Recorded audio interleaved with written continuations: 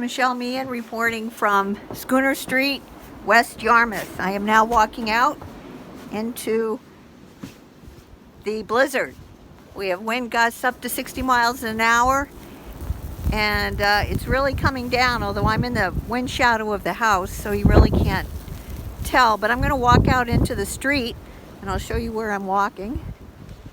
You can see the wind is coming down. The snow is coming down. My husband Ken. And here it is. We got a couple of big gusts coming up. Here comes one right now. And all in all, it's not too bad. It's just windy and snowing very heavily, but the temperature isn't bad at all. It's actually kind of nice out. I've been in worse. That's all. Signing off. Stay warm.